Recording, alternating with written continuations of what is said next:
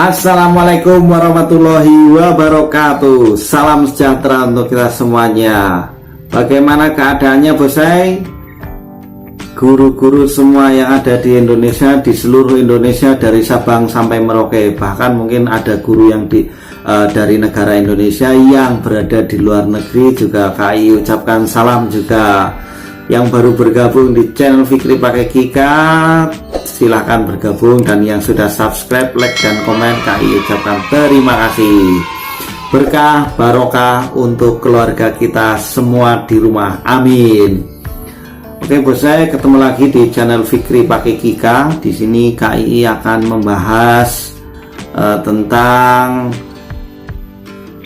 tes PPPK atau P3K tahap 2 ini. KAI hanya akan membantu membacakan soal saja dari yang sudah KAI terima. Soalnya sinau dw.com ini nanti KAI bacakan, dan KAI tidak akan membahas panjang lebar karena P3K ini atau PPK ini pegawai pemerintah dengan perjanjian kerja ini akan dibuka lagi di tahap 2. Kemudian yang belum lulus dan masih berusaha, semoga KAI doakan bisa lulus di P3K di tahap kedua, dan nanti hasilnya lebih maksimal dan dipersiapkan dengan matang rekan-rekan semua. Di sini KAI akan membahas tentang kemampuan sosiokultural. Sebenarnya sebelum kita mengerjakan atau membacakan soalnya, sebenarnya apa sih sosiokultural? Dari yang KAI pahami, sosiokultural itu berkenaan dengan tes kemampuan pengetahuan, tes kemampuan keterampilan, dan tes kemampuan sikap yang berhubungan dengan penyesuaian diri kita terhadap lingkungan yang majemuk. Jadi yang dites 3, jadi kita fokus pada 3 ya sebelum mengerjakan. Jadi kita tahu sebenarnya titik beratnya di mana. Kalau kita sudah tahu titik beratnya pada pengetahuan, yang kedua pada keterampilan, dan yang ketiga pada sikap, ya sama seperti peserta didik kita. Peserta didik kita kan ada psikomotorik, kemudian afektif, kemudian kognitif. Nah itu sama. Jadi pengetahuan, keterampilan, dan sikap, ini titik beratnya. Jadi rekan-rekan semuanya yang akan tes di P3K atau PPPK disiapkan itu titik beratnya di sosiokultural. Nah, ini KAI langsung bacakan saja soal yang pertama yang disebut dengan pembangunan nasional, yaitu di sini jawabannya D, pembangunan yang berbudaya. Jadi ada pembangunan untuk A, pembangunan untuk lebih maju, B, pembangunan suatu negara, C, pembangunan menyeluruh, D, pembangunan berbudaya, E, pembangunan sesuai kemampuan. Nah, di sini jawabannya adalah D, pembangunan yang berbudaya.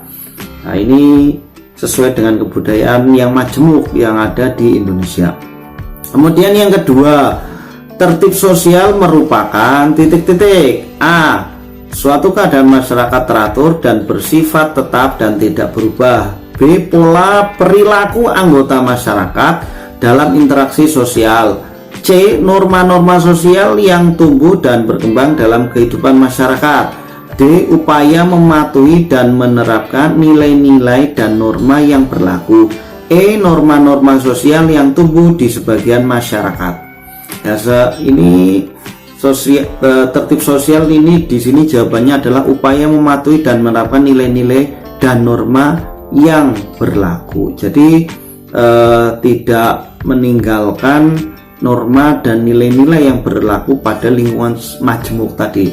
KAI sudah membahasnya di depan. Sosiokultural adalah kemampuan kita diuji tentang pengetahuan, kedua tentang keterampilan, dan yang ketiga yaitu tentang sikap yang berada di lingkungan yang majemuk. Jadi lingkungan Indonesia ini adalah lingkungan majemuk rekan-rekan semuanya, bosai semuanya. Jadi jangan sampai kita bingung menentukannya.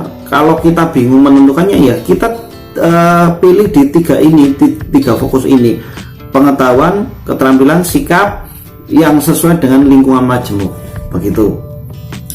Kemudian sebelum KI lanjutkan, ini adalah sosiokultural di tahun 2019. Ini soal 2019 rekan-rekan.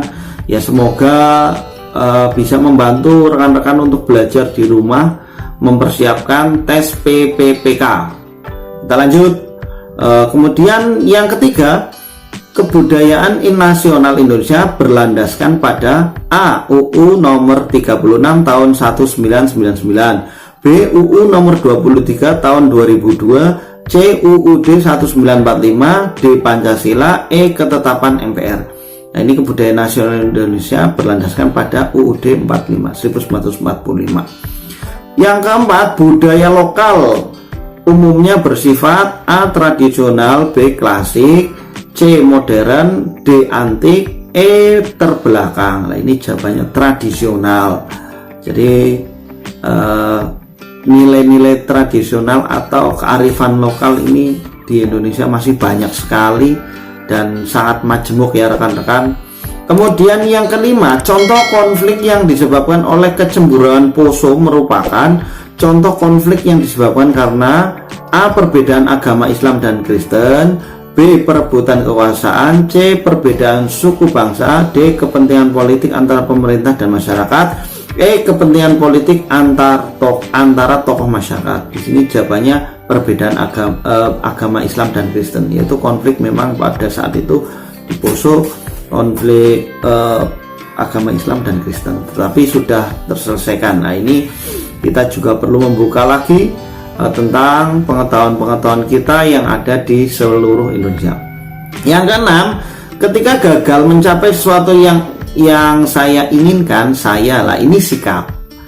Ketika gagal mencapai sesuatu yang saya inginkan, saya A. mencari dengan seksama siapa yang turut bertanggung jawab terhadap kegagalan saya, B. mengambil waktu untuk menenangkan diri, C. bersedih hati, D. melakukan introspeksi dan memperbaiki kegagalan tersebut, E. meminta bantuan pada lebih banyak orang. Jadi di sini sikap kita yang akan dinilai dengan kemajemukan di lingkungan, baik lingkungan kerja ataupun lingkungan masyarakat. Kalau di sini sepertinya lingkungan pribadi ya, lingkungan keluarga ataupun bahkan lingkungan tempat kerja. Ini kalau kita misalnya gagal, apa yang harus kita lakukan? Kalau melihat alurnya, yang namanya orang ya setelah gagal ya introspeksi diri, evaluasi. Sama ketika kita melakukan pembelajaran ya kita evaluasi apa yang kurang, apa yang salah, apa yang perlu diperbaiki. Lah ini perlu juga kita lakukan. Yang nomor 7, jika ada atasan Anda meminta sesuatu permintaan yang tidak masuk akal, apakah Anda sulit untuk mengatakan tidak? A. Jika tugas tersebut dalam proses hanya bisa diselesaikan sedikit, maka saya tolak. B. Saya akan menerima karena itu perintah atasan. C. Terkadang saya terima, terkadang saya tolak, tergantung bagaimana tugas tersebut dan apakah saya bisa menyelesaikannya. D. Jika tugas tersebut memang tidak bisa dikerjakan, tidak sulit untuk mengatakan tidak. E. Saya akan menolak dengan tegas. Nah, ini jawabannya D. Jika tugas tersebut memang tidak bisa dikerjakan, tidak sulit untuk mengatakan tidak. Ya kalau memang kita tidak sesuai dengan kemampuan kita, ya kita jawab dengan tidak, walaupun itu atasan, daripada kita mengatakan iya ternyata amburadul tidak bisa. Nah, itu akan bernilai pada sikap yang kita lakukan. Nah, ini nomor 7. Selanjutnya nomor 8, orang tua saya sangat keras, akan tetapi di kantor pekerjaan tidak bisa ditinggalkan. Sikap saya adalah A. tidak masuk kerja dan memberikan surat izin, B. bekerja ke kantor seperti biasa dan menghubungi orang tua setiap waktu dari tempat kerja, C. berusaha membereskan pekerjaan dan meminta izin kepada atasan jika memang itu diperlukan, D. mengurus orang tua dan mengirimkan surat sakit dari dokter, E. datang ke kantor agak siangan dan menjelaskan kepada atasan bahwa orang tua sakit. Nah, ini yang pertama kita nilai yaitu sikap ya rekan-rekan, jangan lupa ini titik beratnya sikap. Tidak masuk kerja dan memberikan izin. Nah, padahal kan di kantor ada pekerjaan yang tidak bisa ditinggalkan. Nah, ini tidak nalar rekan-rekan. kemudian bekerja di kantor seperti biasa dengan menghubungi. Nah, ini mengganggu, yang B mengganggu pekerjaan yang tidak bisa ditinggalkan. Ini akan mengganggu kita bekerja sambil telepon kepada orang tua. Yang C berusaha membereskan pekerjaan dan meminta izin kepada atasan jika memang itu diperlukan. Nah, ini berusaha membereskan pekerjaan, ya seperti apapun pekerjaan itu kita bereskan sampai selesai, kemudian baru meminta izin. Yang D mengurus orang tua dan mengirimkan surat sakit dari dokter. Nah, ini juga pekerjaan akan terbengkalai. Yang E datang ke kantor agak siang dan menjelaskan kepada atasan bahwa orang tua saya sakit. Nah, ini akan menunda pekerjaan. Jadi yang sangat relevan ataupun yang sangat faktual ini ya C. Yang 9, pemecahan masalah dengan cara perundingan, yaitu dengan metode A akomodasi, B kompromi, C kolaborasi, D kompetisi, E remisi. Kalau di sini akomodasi, kompromi yang dijawab ya B. Kompromi ya kita negosiasi, hampir sama dengan negosiasi, saling bertukar pikiran, bertukar pendapat, mengambil jalan tengah yang disepakati, dimufakati yang mana. Kolaborasi yaitu bergabung. Kalau kolaborasi, kompetisi ya kita berlomba ataupun kompetisi ya. Kemudian yang remisi ini memberikan potongan atau apa ya kalau remisi ini. Yang 10 yang termasuk unsur-unsur kebudayaan yaitu A peralatan, B bahasa dan tarian, C bahasa dan kesenian, D tempat wisata dan sistem keagamaan, E bangunan modern. Nah, ini jawabannya bahasa dan kesenian, unsur-unsur budaya. Nah, ini bisa dibaca lagi rekan-rekan, unsur-unsur budaya bisa di googling ataupun materi yang lain yang mungkin sudah didapatkan, karena yang jawaban yang ada di sini belum tentu seutuhnya benar. Tapi kalau rekan-rekan sudah mantap dan itu sudah disesuaikan dengan sumber yang lain dan jawabannya tepat, ya maka digunakan. Itu saran KAI di sini. Ya itu, terima kasih sudah bergabung di channel Fikri Pakai Kika. 10 soal sudah kita bacakan. Semoga ini bermanfaat dan bisa menambah wawasan kita yang akan melaksanakan P3K di tes sosial kultural. Jadi ingat 3 poin yang harus diingat, yaitu tes 1 pengetahuan, 2 keterampilan, dan 3 yaitu sikap. Jadi pengetahuan, keterampilan, sikap kita akan dinilai pada lingkungan yang majemuk, penyesuaiannya terhadap lingkungan yang majemuk. Itu saja yang bisa KAI berikan untuk video kali ini. Semoga bermanfaat. Yang sudah like, share, komen, dan subscribe, KAI ucapkan terima kasih banyak.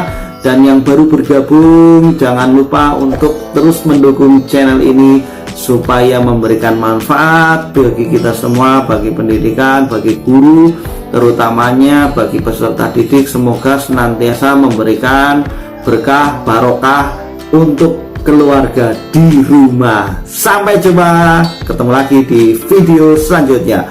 Bye bye. Assalamualaikum warahmatullahi wabarakatuh. Salam sejahtera untuk kita semuanya.